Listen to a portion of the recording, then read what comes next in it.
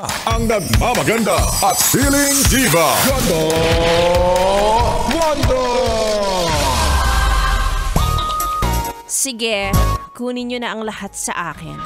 Sanay naman akong maagawan at mawalan. Oo na, alam ko na, sanay na ako na ganda na lang ang natitira sa akin. Kunin nyo na lahat.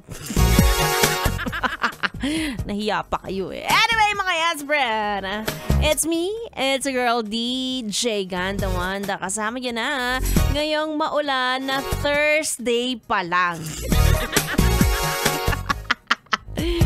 Darot. Minsan ang hirap magbaka positive, no? Kahit pa lagi ko sinasabi sa inyo, nasabihin nyo na Thursday naman na, bukas Friday na. Minsan masakit pa din.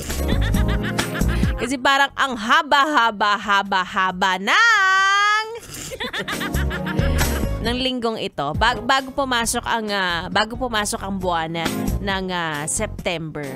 Diba? Parang feeling ko pag isang araw pa lang parang sa dami ng ginagawa mo sa trabaho, parang 3 days na, no?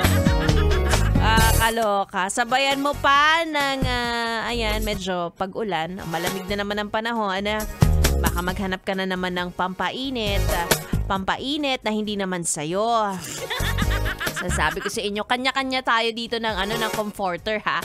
Bawal mag-share sa iisang kumot. Alam nyo, kapag mga ganitong malamig ang panahon, nagkakasubukan.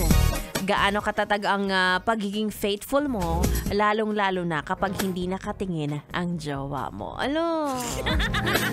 Kapag nakatalikod ka pala, nakatingin na siya sa iba. Ay! Kaya mo siya kapag ganyan, magpalit ka na lang agad. Para hindi ka lugi, diba? Hay naku. Mga ganyan naiiwan mag-isa. Dapat meron kayong control. Hindi yung para kayong baha dito sa Pilipinas, hindi na nakokontrol.